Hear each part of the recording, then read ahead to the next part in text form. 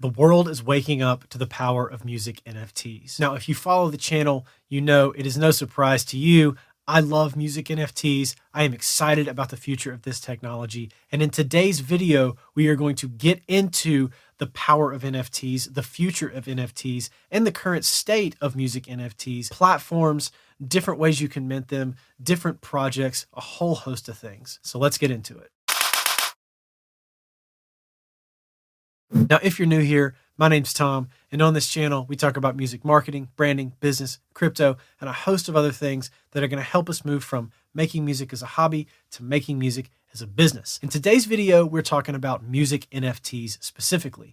But today's video is a little different than what you normally see on this channel. I recently sat down with my friend Barrie from NFT Music Info, and we had a great conversation about the current state and what we think the future state of music NFTs is and ultimately will be. Now, before we hop into our conversation, make sure you head over to NFT Music Info, subscribe to Barrie's channel, and comment on his videos and tell him what a great job he's doing exploring the future of this technology and what it can mean for us as independent artists. So without further ado, here's my conversation with Barrie from NFT Music Info. Tell me kind of like what your channel is about, aside from the obvious. Sure. So yeah, I set up NFT Music Info about 6 months ago because I'm a synth pop synthwave artist myself, known as Cyber Monday, and I've been making music since the age of 5. And when I first encountered NFTs and researched about it, I realized the potential for musicians, and I thought, wow, this is going to be the future. So for me, I personally found it quite complicating to begin with. If you've got to set up MetaMask and all the rest of it just to get on OpenSea. So I thought, well, I really wanted to be a YouTuber as well, but I could never find the subject matter of what I wanted to cover. But I was so interested and motivated by all of the NFT platforms and all of the music NFT projects that were coming in the space that I thought I really need to be talking about this and just raising awareness. So yeah, I cover things like NFT platforms, sometimes dedicated music NFT platforms, as well as music projects as well. Okay, cool. I guess since you're going to be posting this on your channel, I should probably introduce myself too. So my name's Tom. I've been posting videos to YouTube for several years. I started out doing a daily vlog. I did that for like 8 or 9 months and burned out like many YouTubers do. And then since I've like moved into like music marketing and really talking about like how to grow on Spotify, how to build a business as an artist rather than like how to be seen and like get a label. I don't think that a label should really be a factor in what you do. I think you should be focused on building a business as an artist. And so that's kind of been my whole thing as I guess as a YouTuber and as an individual and as an artist. And I release my own music to kind of like test things to show what works and what doesn't. So basically, like if you're a producer on a budget, let me spend the $100 on the playlisting platform and I'll tell you if it's good, or if it sucks, then you don't have to spend your $100 on it, right? So that's been my whole thing. And I was late. I feel like I was late to the crypto game. I guess technically we're still very, very early. So very early. We are. Now say I was early, but at the time I felt like I was late. And I had like heard about Bitcoin and, equated everything with Bitcoin as everybody does. Then started to learn more about Ethereum and the differences there and started to be like, okay, this is really cool. It's like a global computer. This is different than just currency. And I bought some tokens. I, went through Coinbase like most new timers do and paid the fees and kept everything on the exchange and all that stuff. And then I started to learn more about NFTs. And I don't really remember exactly what the first thing was that turned me on to it. I think it might have been CryptoPunks I heard about. I don't own a CryptoPunk, unfortunately, but I think it was the first thing I heard about. And my first thought when I fully grasped the concept of what an NFT was this could fundamentally deconstruct and reconstruct the industry of music for the better. Yeah.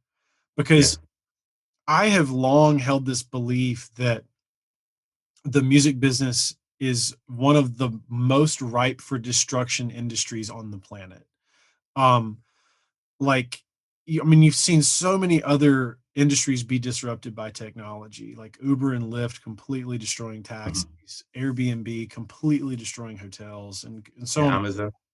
Yeah, and I just thought, why hasn't something come along that's done that to music yet? Because it feels like music is set up in such a way that the people who are actually making the art benefit the least. And then when I really started to grasp the concept of NFTs, I was like, oh wow, this is the thing. Now, how it's going to get implemented is still getting figured out dramatically. I think there's a lot of things that are yet to be seen with how music NFTs can change the business. But my first thought was this is the thing that will change it. And so I have started on my channel to talk more about crypto, talk more about NFTs. Sometimes those videos don't do as well because I'm the music marketing guy. Uh, Hmm. but that's okay. My channel has always been about exploring what interests me and happily finding other people who are interested in the same things like yourself. Yeah. Um, and so I'm going to keep talking about it because I like you really believe in the power of the technology. No, that's great. I think that's wonderful. There's so many platforms out there, and they are growing all the time. They're changing all the time. So Yeah. when I try and report on as many as possible. So by the time you've published that video, it can be out of date depending on what the developers have been working on that platform. So Yeah. that can be a bit annoying because originally I reviewed, I think, like 20 platforms all Mhm. about NFTs, some just streaming like Audius. Others where there's a mix, like Rocky.app is an interesting one because they do streaming and NFTs on the same platform. Yeah. But that's what I found. Some have even renamed themselves and rebranded themselves since I last did their video. So it's hard to keep up, if I'm completely honest. Yeah. But yeah, I'm the same as you though. It's all about building awareness for me. It's not about how many views I get on this particular video. There is a project that I definitely cover a hell of a lot, which is called NFT Art Finance. Mhm. Now they have the Enter.art platform as well as the Enter.audio platform. So the audio platform is dedicated for musicians to produce their NFTs. And there's a launch pad so that anybody can do that. But I've been reporting on them. Probably 60% of my videos are about that project. So I'm just so excited about what they've done and what they've achieved in such a short space of time.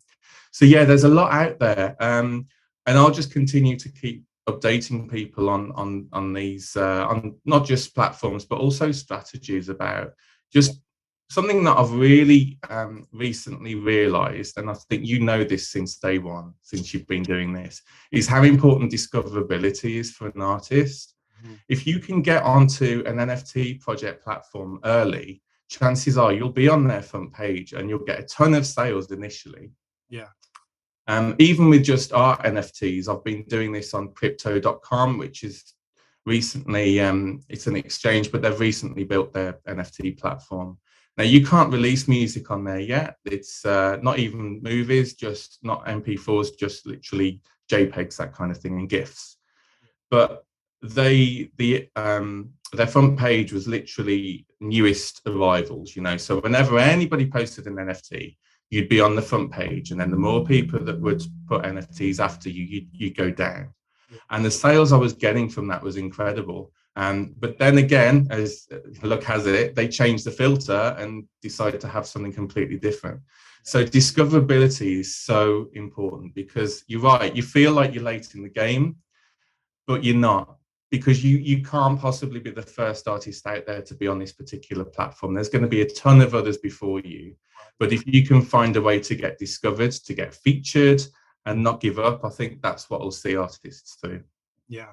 I I think it's like figuring out mentally where to position this in an artist sort of like arsenal of things that you do. You've got your music that you release to streaming platforms. You've got music that you sell. You've got merchandise. And I think an easy thing to say is like, well, music NFTs are just kind of like a different form of merch and CDs or records or whatever.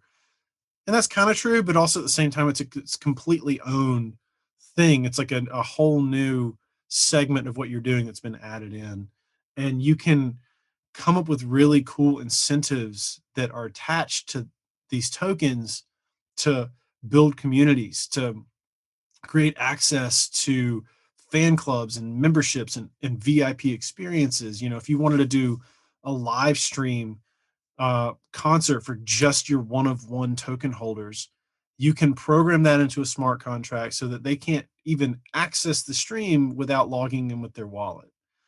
And like if you are an artist and you know how to program, you're gonna win right now. Like, Yeah. I mean, that what a skill stack to have. If you can do both of those things, now is the time to pounce.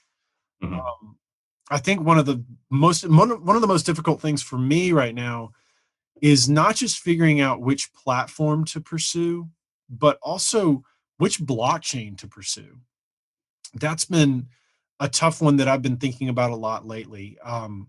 I put a bunch of NFTs on OpenSea on the Ethereum mainnet, and Mhm. sales just ground to a halt Yeah, because gas fees are so high. Like, crazy. I mean, unless I'm buying a Bored Ape, there's no sense in paying $300 for a transaction. It's stupid.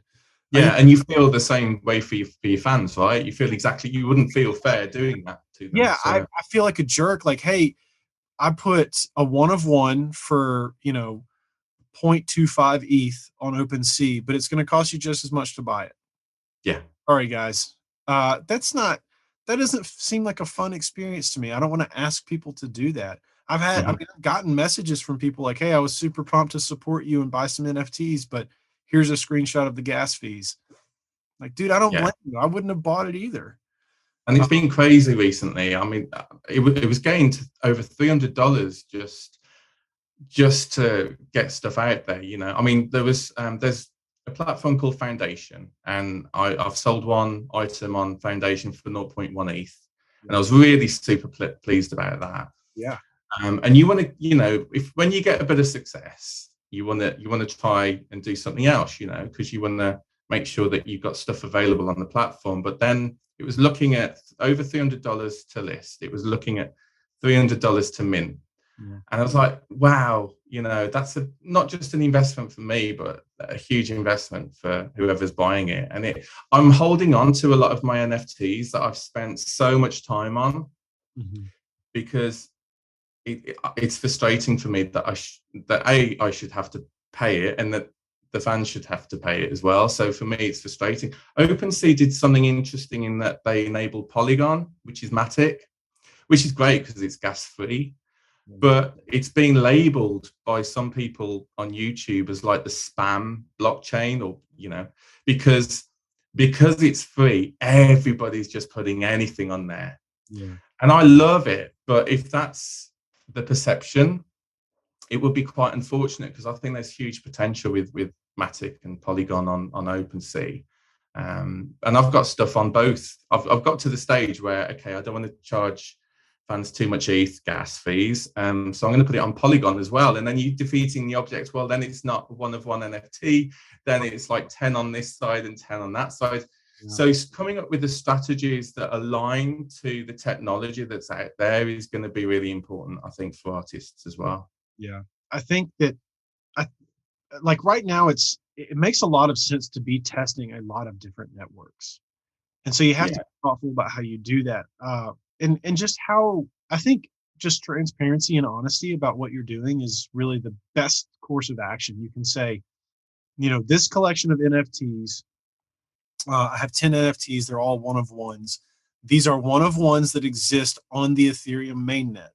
There are also a set of one on ones on Polygon, but they are a different set of one of ones because they are on different networks. And I Mm-hmm. think that Ethereum's probably going to continue to reign king. If you own a token that is on the Ethereum mainnet, I feel like you've made it. Yeah. That's We'll call that the major label of music NFT sales, right? You've Mhm. made it.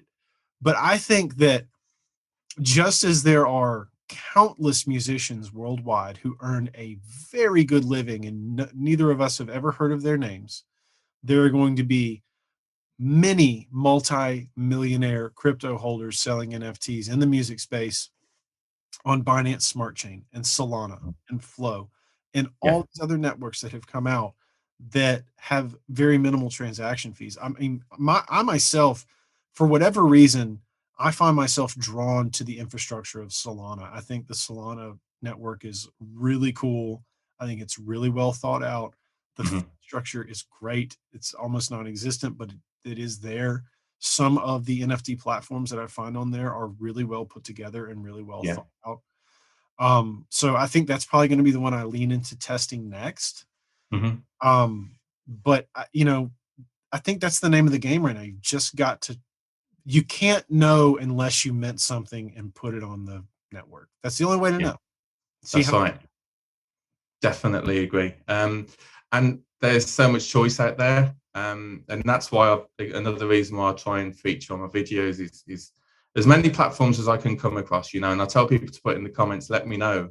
If you just want to put streaming on and you want to not put stuff on Spotify, or you just want to be on the blockchain, there's Audius. You can just upload your music just like SoundCloud, and you on the DeFi blockchain, and people can stream and find you and discover you straight away. If you want to make your own NFTs, maybe you just want them purely audio, then you might want to look at which platforms can actually do that. Things like enter.audio, you put like a front pick and then you upload your music, you can do that.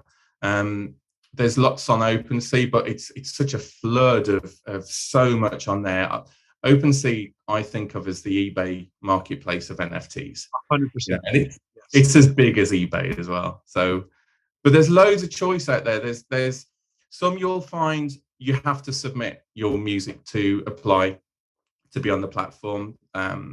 There's platforms such as OneOff, there's Serenade, and they mainly feature famous artists. So there's no harm in applying, right? That's the thing. Right.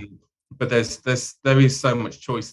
There's stuff coming up that's going to be really interesting. Things like Opulus from Ditto Music, things like Royal from Blau, the famous NFT DJ. Now that's going to be possible for you to maybe own 50% of your unreleased track, but then you sell 51% share of that song to investors. And there's these things coming up that aren't released yet, but there's a lot of hype about them, a lot of Discord channels, lots of Telegram, lots of people talking about them. So what I would encourage people to do that are interested is just keep checking YouTube. I think that's one of the best sources of information out there. And you're right, you've just got to try different things, right, and see what sticks. And you will get success if you keep going. I think that's the thing. But I've built a Discord channel purely for NFT platforms, but as well as my music, to try and get a community going. And you're right, Tom, if you can get a community going with your music and get people really excited about it, that really helps too. Yeah, exactly. It's kind of like the core, one of the core tenets of the whole Web3 thing is community, I think. And it really all get people excited about it, get people talking about it, share your secrets. If you hop in a Discord and see somebody making a project, ask them about it. Ask them what they make it on. Where did they mint? What software did they use? Did they use an IDE to, did they do it on their computer and then upload, or did they mint it on the platform? What did they do? Ask. People will tell you. They will. Yeah, because it will help. Absolutely, they do. No, I think it's really exciting. You touched on royal.io, and I want to talk about that for a second, because I am very interested to see how we move, if we even move from music as a purely speculative asset as an NFT, like a painting or an art, piece of art, to music as a cash flow generating asset more akin to real estate. Because right now, music NFTs, like all art NFTs are purely speculative. You're buying with the hope that the value of this is going to increase, but it's Yeah. not generating actual cash flow for you. Streaming music, on the other hand, is an asset that produces cash flow like a rental property. Depending on how big you are, it's slightly less than a rental property, but it's the same mechanics still. But if we can figure out a way to marry the two, where you buy a speculative asset that generates revenue at the same time, then I think we put real incentive in the hands of investors with deep pockets who are going to want to fundamentally change the fee structure of how artists are compensated. If somebody owns 50% of the royalties for a piece of music and they see what they're getting paid, they're going to be like, okay, somebody needs to build something better where you get paid better for this so that I can make some more money off of my assets. I think when that happens, when you get somebody with deep pockets who's a serial investor, let's say, and with connections in the tech world, that's where somebody's going to build a new platform. And, you know, Spotify and Apple Music better watch out, I think. Oh, I think so too, definitely. Yeah. Plus, the investors all, want their return of investment, and they will push that music out. Yeah. You can guarantee it. They will be your promoters then, Right. actually helping you to, and that's then going to be rewarded on the artists themselves. Yeah. When Calvin Harris first came out, he was managed by a chap called Mark Gillespie, and he's literally become an advisor for Oculus. That was announced yesterday. There's a lot of influential people kind of on the bandwagon now, and have realized the potential of all of these NFT platforms. There's a new one as well called noised.com, where you can put your music out there, and whoever buys it will actually own that song, It's going to be quite interesting. Now, there's certain rules with that, in that they have to release it under your name as the artist. But obviously they will get the royalties for that song. But the incentive for that, for you as an artist, is that you're getting that upfront, NFT price for what you sold it for. So there's lots of different strategies going on. And that's why I encourage people to look into it if they're interested. Yeah. I think one thing I would say is, if as an artist, as an independent artist, to play devil's advocate to the royalty thing, wade into the shallow end of the pool when it comes to giving away pieces of equity. Start out owning the equity in your own work. Sell one of ones. When you sell an NFT as a one of one, you don't have to transfer ownership to the rights of that song. You're selling the one of one copy of that on the blockchain. So be very thoughtful about giving up equity early on, especially if you feel like you've got something. And certainly don't give away equity for your whole catalog. If you want to test it with one track, totally cool. But I think long term, just as a business owner, the more equity you can own in your own business, the better for the most part, unless you're trying to scale really, really fast, in which case, you take investment, give up equity, and that kind of thing. So just be smart about the balance of that, because I think a lot of artists, in the rush of like, ooh, I made $1,000 off my NFT and all I had to do was give away the rights to it. Like, it's gone forever, right? Careful. Yeah, absolutely. And there's I mean, I've got a huge back catalogue. I'm putting everything on a USB at the minute just to see what it equates to. And I think I'm over 600 tracks at the moment, which is crazy. Wow. But I've been very precious about releasing certain music as NFTs. You're absolutely right, Tom. Don't let stuff go straight away. Wait to see what other people do. Try and understand the patterns of what sells. And make sure, if you are going to do something like that, that you're not mentally and physically attached to a song so much that, don't take risks at this stage. Let other people take the risks. Right. And then when you're comfortable, then I think that's the best advice we can give. Exactly. And there's also, there's derivative works based off of your song. Like, you can make a 10,000 piece generative NFT collection based around one song. It doesn't have to be the song itself. And that gets into very interesting territory, especially if you're an artist that doesn't have vocals in your music. Mhm. You can mix and match elements, you can make generative work. That's something I would love to test at some point in the next year, is to figure out how to make like a purely generative album of work, so that when you mint the NFT, that creates the track. The blockchain actually creates the track from elements that I've created. So who's the artist, right? Like, I think that would be pretty fun. Yeah, that does exist, funnily enough. I can't think, it's on the tip of my tongue, but I can't think of the name of the platform. That what Euler Beats does? Something Yeah, like that's right. Yeah, that. Yeah. exactly. Yeah, it's the Yeah. same thing. I Very similar. it's yeah, I think it's a little bit more complex making a generative work with music, because you've got to get the right tempo, the right key, the right chord progressions where parts Mhm. don't rub. It's a little bit more complex than overlaying a hat and a shirt over top of an avatar. Yeah, yeah, absolutely. I do find those generative NFTs really interesting. From my point of view, I've struggled to make a successful collection on OpenSea from your music. I've done like collectible cards that are fairly inexpensive and they go up in price the more sales that there are. Right. Put them on Polygon and ETH. But, you know, again, it's discoverability. Perhaps I haven't pushed that far enough. Right. But yeah, I think there's something about having a collection. There's an artist called Dill who I interviewed about a month ago, Yeah. and he's like a hip hop producer. He's great, but he's really good with his fans. He'll be like, if you buy one of my NFTs, you will get freebies. If you buy like one of my platinum NFTs, you'll be sent stuff in the post, merchandise. Mhm. I'll look after you, basically, is what he's saying. And that's something else that artists can bring. You know, they can look after their fans and offer them other things. I love to do free drops on OpenSea.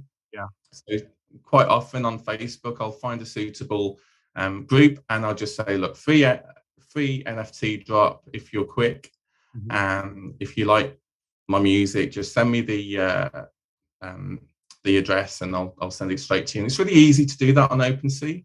Yeah. Never do that without consent Yeah. because people will open the wallets. In fact, I've had the same problem. I've been on OpenSea, you know, on YouTube without thinking, and I've been sent a ton of stuff, and I'm like, what is all of this? Obviously, because I've put myself out on YouTube, they can see my wallet, you know. But yeah, there's lots of stuff, but you have to, I think the biggest thing is don't give up, be patient.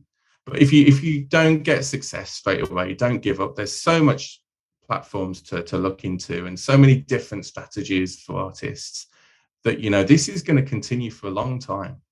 Yeah, I totally agree. I think that it's just the beginning. It's early days. I mean, you and I've been thinking about this for a while, because we make music. There are people who are very, very fired up about this, who have really started to think about music as an NFT in the last 6 months. Yeah. And I mean, we're just getting started. Like, less than 10% of at least the United States population, I believe, even has a crypto wallet. So, Mhm. Well, like, that's cool. That's a lot better than the UK. I think in fact, that's the thing. The US have really gotten hold of this. I mean, you took the other sense in that not many people have got it, but from my point of view in the UK, people are still going, what is an NFT? People just don't understand. My friends, you know, they just don't get the concept. yeah, Um, but every other YouTube um, person talking about it is American or Canadian, which I think is fantastic. You know, I think it's great. hey, I'm into it, man. I'll take the win. Brilliant. Sure. Um, yeah, I think I'm excited, man. I think it's really cool. I just recently discovered Dill, and I'm really happy to hear that you have connected with him, because I was looking through. I found him on Twitter. He Mhm. posted the thread that someone shared with me, read it, loved it. So I checked out some of his stuff and looked at his OpenSea collection, and he really does. I think one of the things he's doing very intelligently is he's adding value after the sale Yeah. of whatever it is you're getting, whether it's if you're just getting a trading card, you get a download, or you get access Mhm. to something, or um, you know, those kinds of things I think are very important. So I think if you I also think it helps justify building in that value to the price of the NFT, because sometimes it can feel weird to be like, I'm going to charge, I'm going to charge 1 ETH for a one of one. That's a lot of money. But if you really provide a lot of long-term value on the other side of that, it really justifies it over time. I mean, you get added to a Telegram group of less than 50 people with the artist, or you get free merch sent in the mail, or tons of different things you can do. So I think really being thoughtful about, like, get creative. We're creative people, get creative about experiences that you give to your fans and your community. I think that's exciting. Absolutely. No, I think it's a really good thing to look after fans, and the likes of Spotify don't always offer that, because we get the statistics back as artists, but we don't see exactly who's clicking on us, whereas NFTs, we've got that wallet address. We can even put, if it's exclusive content, you can put in there, please email me at your artist address, and then you can contact them back. You can use Discord. There's so many different ways to connect with fans now. And I feel like that wasn't really available before, maybe on Bandcamp. Yeah. But you kind of push to do that more so with NFTs, because you want to really care for people. Yeah.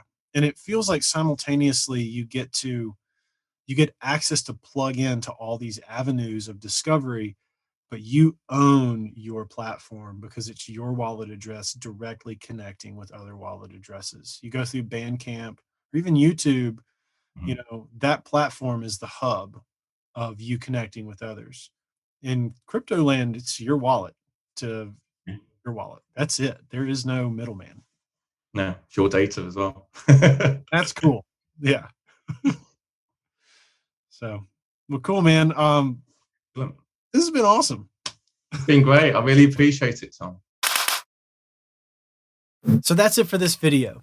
I want to give Barrie a huge thanks for having me on his channel as well as being on my channel. It was great to trade some video time and to sit down and talk with somebody who really knows their stuff about NFTs and the future of music NFTs specifically. If you have thoughts about this video, if you have other platforms you want to see covered on this channel, make sure to let me know in the comments. And again, make sure you head over to Barrie's channel and give him a sub. Now, before I let you go, if you don't subscribe to the channel, make sure to hit that subscribe button. And at the end here, I got a couple other videos you can check out. And as always, thanks for watching, and I'll catch you on the next one. Peace.